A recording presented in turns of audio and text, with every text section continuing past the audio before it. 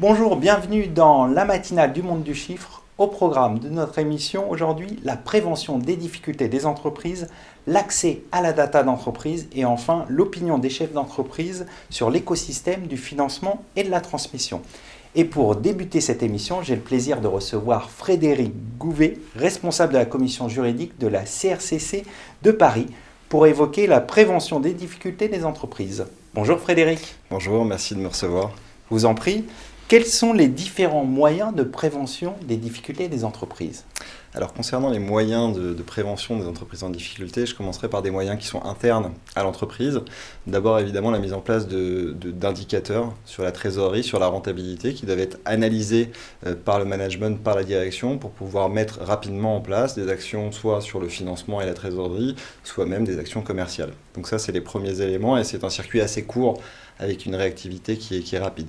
Ensuite, toujours en interne, on a évidemment le moment des assemblées générales ou des instances qui permettent à des associés ou à des membres du conseil d'administration de réagir par rapport au compte. Alors souvent a posteriori, sur des données qui ont 1, 2, 3, 4, 5 mois. Donc ça pose évidemment un sujet de l'actualité et de la situation par exemple de trésorerie actuelle par rapport à ce qu'on regarde.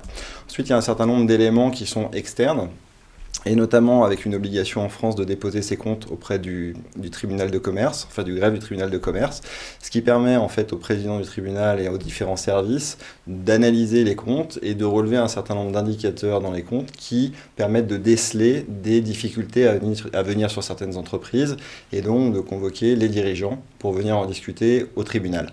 Alors il faut savoir en termes de chiffres qu'on a environ 470 000 entreprises du ressort du TC de Paris aujourd'hui, avec pour l'année 2020 étonnamment un chiffre assez bas de 1200 procédures de ce type-là qui ont été engagées.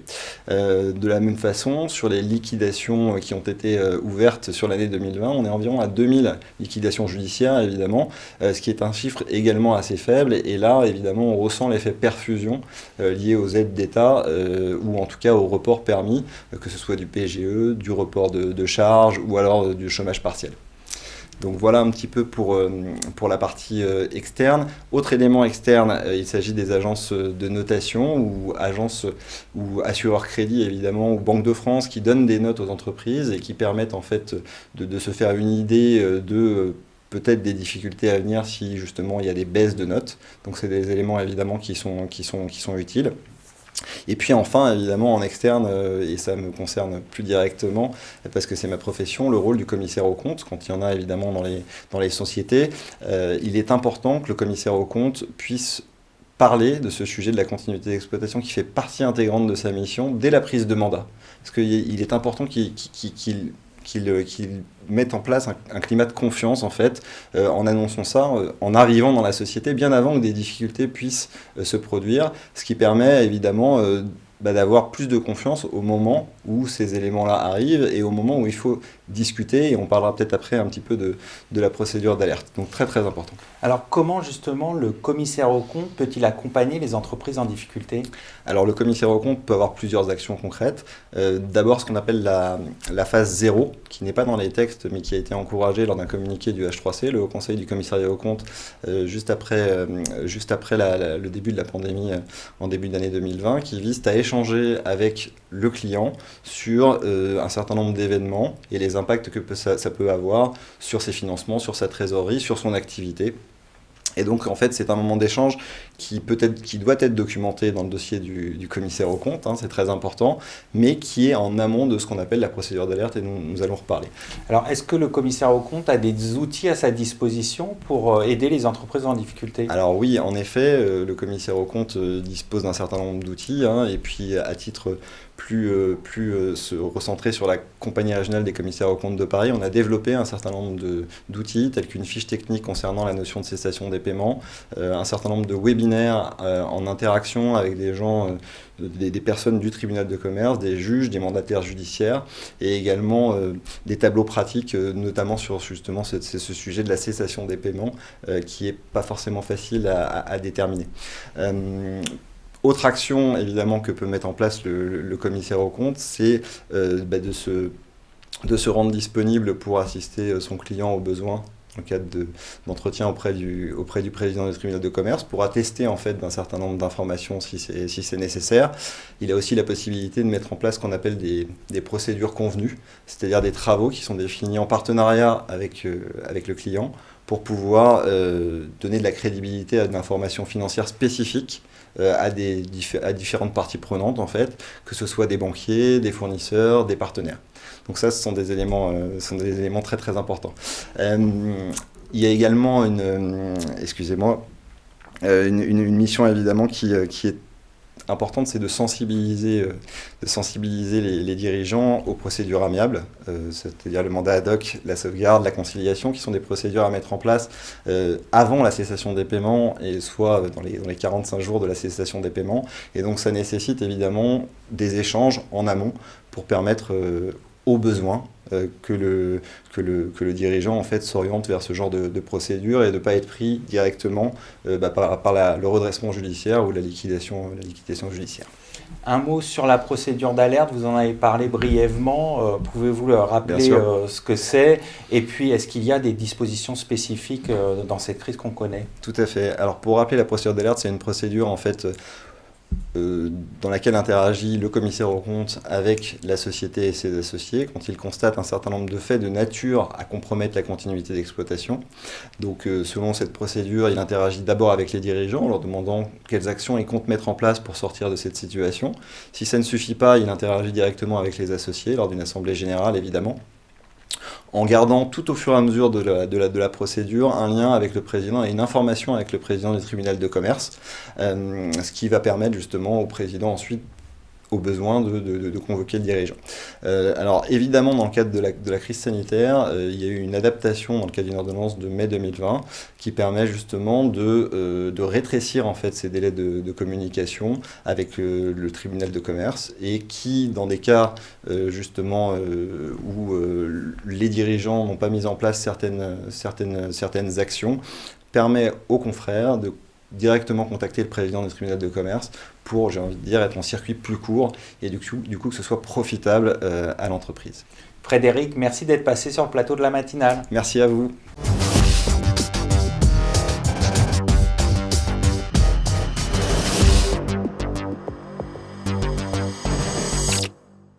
On poursuit cette matinale avec Alexandre Conro, cofondateur de sociétéinfo.com, société qui veut démocratiser l'accès à la data d'entreprise. Alexandre, bonjour. Bonjour. Pouvez-vous nous présenter sociétéinfo.com ? Alors, sociétéinfo.com est une solution d'agrégation de données autour des entreprises. C'est la plus profonde et la plus large du marché. En effet, on indexe à la fois toutes les données légales, financières, administratives, donc fournies par les différents services de l'État, et on a adjoint à ça des solutions plus technologiques, algorithmiques, qui permettent de récupérer des données sur le web notamment, donc sites web, analyse des données des sites web, des réseaux sociaux, etc. Et enfin, en dernière brique, on est allé aussi rechercher des données de type sur les effectifs, sur les employés, en fait, en indexant des profils LinkedIn, etc. Donc ça veut dire qu'on a une solution vraiment à 360 degrés, qui va du légal et financier, en passant par le web, et pour finir sur les points de contact, qui sont naturellement les dirigeants et les employés. Concrètement, comment ça marche, votre service ? Alors comment ça fonctionne ? En fait, il répond à 3 besoins de base, on va dire. Pour faire court, on a un besoin réglementaire des entreprises qui ont besoin d'avoir des bases de données à jour. On sait bien que dans l'air du temps, lutte anti-blanchiment, KYC, etc., même sans entrer dans une optique commerciale, on a besoin d'avoir des informations sur ses clients, sirène, SIRET, TVA, obligations liées à l'affichage sur les factures aussi, qu'on entend souvent dans le métier des CAC et des experts comptables qui râlent que les factures n'ont pas les mentions légales, obligatoires. Donc tout ça, on donne accès déjà à ces données-là, qui peuvent s'intégrer également par API, donc directement dans des systèmes tiers, même si on est sur des solutions logicielles comptables ou d'audit. Deuxième bloc, c'est marketing un peu plus. C'est plus, on va cibler, rechercher avec un moteur de recherche qu'on a créé, on appelle ça un petit Google des sociétés. Grâce à toutes les données qu'on agrège, on est capable très précisément, sur une expression clé, d'identifier, les agences digitales qui parlent de SEO et qui parlent de services dans la région 2, etc. Donc on va pouvoir lister, identifier sur des fournisseurs, des clients, qui fait quoi, faire des analyses comparatives, récupérer les chiffres de chacun. Donc là, on va être dans une optique de veille de marché, d'identification de clients ou de fournisseurs. Et enfin, la brique de prospection, contact. On va là pouvoir donner accès à près de 15 millions de contacts quand même en France, sur 11 millions de sociétés, puisqu'on a toute la base légale. Et donc là, on va pouvoir filtrer sur n'importe quel poste, selon notre approche. Donc si je prends une approche plutôt justement comptable, un cabinet comptable pourra cibler dans son périmètre autour de sa société, sur sa typologie de société, ou voir sur un secteur donné, parce qu'elle a peut-être une prestation ou un conseil à valeur ajoutée sur une spécifique, et cibler les décideurs ou les DAF, par exemple, récupérer leur email, les exporter et les contacter directement. Quelles sont les tendances sur ce marché de la data d'entreprise ? Alors, le marché dans la data d'entreprise, c'est assez large comme sujet évidemment, mais en fait, la tendance lourde, je pense, il y a une première tendance qui est l'ouverture des données, tout simplement. L'open data, on entend parler depuis 2015, la loi Macron. On ouvre de plus en plus de données, notamment les données des greffes, donc toutes les données légales, les actes, les statuts, les liasses. Donc, c'est devenu public, alors qu'avant, pour expliquer un petit peu, c'était sous licence. C'est des licences payantes qui étaient du monopole d'Infogreffe. Tout ça a été ouvert, et donc des sociétés comme nous pouvons utiliser ces données gratuitement et les mettre à disposition. Donc il faut savoir que notre application elle est en freemium. Sur notre application, on peut se loguer, donc s'inscrire gratuitement, on fournit juste un email. Et on a 25 crédits. 25 crédits, ça permet d'aller ouvrir 25 fiches, 25 contacts, récupérer des documents légaux, liasses fiscales, statuts, etc. Gratuitement quand vous allez payer entre 5 et 10 euros par acte sur Infogreffe. Donc la tendance est à l'ouverture des données. Et ça implique aussi un besoin d'innovation du secteur, parce que vendre de la donnée légale et financière purement, ça ne suffit plus. Donc on a une grosse tendance à la démocratisation, j'ai envie de dire, de l'algorithmique, de l'intelligence artificielle, et rajouter de l'intelligence autour des données, rajouter du ciblage, rajouter des événements. Donc on a la veille économique automatisée, qui fait quoi? La société recrute, la société croît, la société lève des fonds. Donc avoir des déclencheurs. Donc c'est toutes ces choses-là qui se passent, et pour nourrir, enfin, la dernière tendance peut-être, l'automatisation du marketing, c'est-à-dire avec le web, le digital, comment aller prospecter de manière automatique, comment activer un lead, comment scorer des prospects, donc c'est-à-dire on a des prospects, on doit avoir des données pour générer automatiquement des suites de scénarios email, puis un humain va les appeler, puis etc. Mais pour ça, il faut beaucoup de données. Donc la consommation de données B2B est de plus en plus large, de plus en plus importante, et surtout, elle cherche de plus en plus de données qualifiées et à valeur ajoutée. Quelles sont les perspectives de développement pour sociétéinfo.com ? C'est exactement tout ça. Nous, on surfe du coup sur la digitalisation des entreprises et justement sur la montée des CRM, la montée du marketing automation, excusez-moi pour l'anglais, donc l'automatisation des actions de marketing qui nécessitent énormément de données pour être efficaces et qui sont censées faire gagner du temps aux commerciaux, gagner du temps aux équipes marketing. Conformité, toujours, tendance lourde quand même aussi, on est dans un renforcement sans aller même dans les métiers bancaires et financiers. Toute société maintenant doit connaître un minimum d'informations sur ses clients et sur ses fournisseurs, même dans les optiques RSE, etc. Donc nous on va surfer sur tout ça, on analyse de plus en plus des données, des signaux faibles comme on dit, c'est ça, c'est des petites... des déclencheurs qui vont donner, par exemple pour un expert comptable, c'est bête, il y a beaucoup de cabinets d'expertise comptable qui font du conseil ou peut-être du DAF externalisé, des services de DAF externalisés. Donc savoir que la société à côté recrute un DAF, donc ça veut dire qu'il y a un poste vacant, peut-être proposer une mission d'intérim en attendant ou une assistance au recrutement, etc. Donc c'est des déclencheurs de prospection qui sont forts pour les entreprises et il y en a un nombre innombrable. Donc nous on axe vachement le développement là-dessus. Donc plein de potentiel. Énorme. On va conclure là-dessus. Merci Alexandre d'être passé beaucoup sur le plateau de la matinale.